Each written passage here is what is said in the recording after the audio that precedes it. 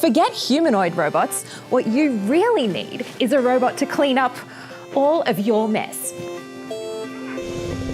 Say hello to TidyBot, a rolling robot with gripper arm that sees your mess, picks it up, and knows exactly where it needs to go.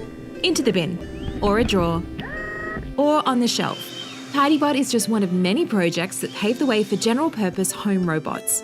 I'm here at the Stanford Robotics Center with your first look inside. It's where students and researchers are working on the future of human-robot interaction.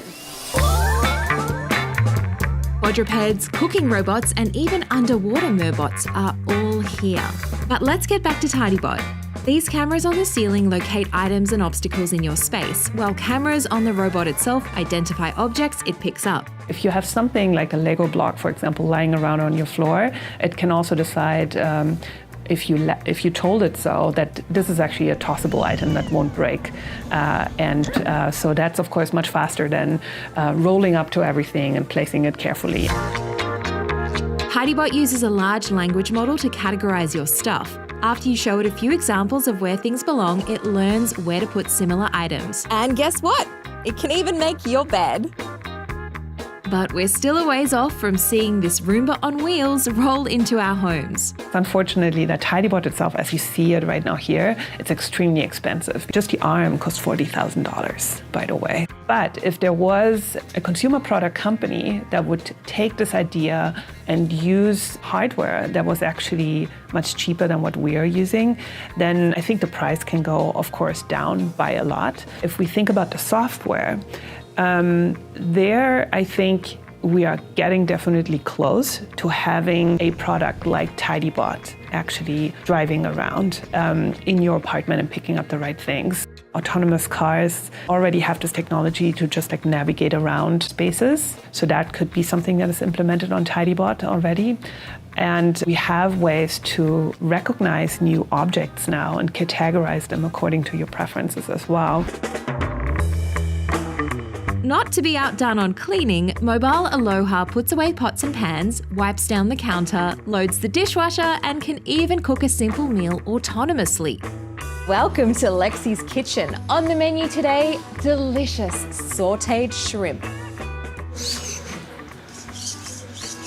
Mobile Aloha learns how to do all this through imitation, so I'm going to teleoperate the robot while it captures images, motion, and manipulation data. It's like exactly reflecting the actions that I'm doing. Yeah, you can move more drastically. We kind of set the task, whether it's saute a shrimp or store a pot into a cabinet.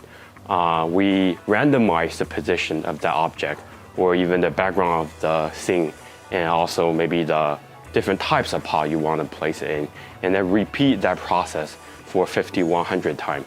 And use that data to train an AI model that will eventually control the robot. So I'm not going to train this 50 times, but I am going to try to saute a shrimp and help train this robot. You can move around to feel the resistance of the robot.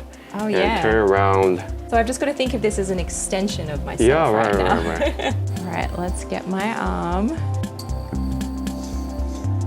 Just holding on barely to the plastic. Yes, I got one. One more try. Yes, I got them all. Yes, it's like a video game. My shrimp are in the pan.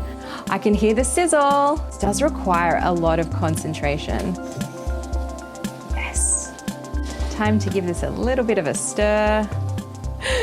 This is kind of wild that I'm able to do this. And it's learning from me.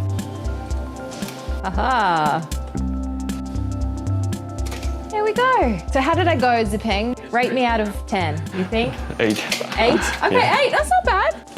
Dinner is served. Delicious. I don't want to eat this. So what's next for Mobile Aloha? Obviously, this is not ready to be in our homes. We're aiming to reduce the footprint or the size of it, and also make it, hopefully it can climb stairs and go outdoors in the future. We hope that we can leverage some foundation models from the natural language processing and computer vision to help the robot to understand what is going on, what tasks it needs to complete without any help from humans. But household robots need to do more than just chores. Here at the centre, students and researchers are also studying human movement, so robots can be better equipped to safely roam around our homes. We have mobile robots like the ones you see here that are running around and can run around safely among people. But you'll notice what they don't do is touch people. Right? The next generation of robots needs to help people live longer on their own, right? And so to help people live in their homes longer, you need to be able to help them move around the home. You need to be able to keep them from falling. We need robots that can do that can be gentle and yet strong and safe. And no robots are like that today. That's the next generation, and that's why we study dance. We need to understand how people move and how robots can move around them. A lot of people think when they think robotics, they think about task-oriented robots. It's replacing humans. It's taking jobs. This is not about like trying to just replace all humans so they don't have to work, right? It's actually about where we don't have enough people to do jobs, right? That we don't have enough people to take care of the next generation of aging. It's about trying to solve the next generation of problems. In our case, we talk about advancing robotics, making it so that we can do with robots what you couldn't do before. Thanks so much for watching Beta Test. Make sure to subscribe and let me know what other robots you want to see going forward. Sweet dreams. Good night.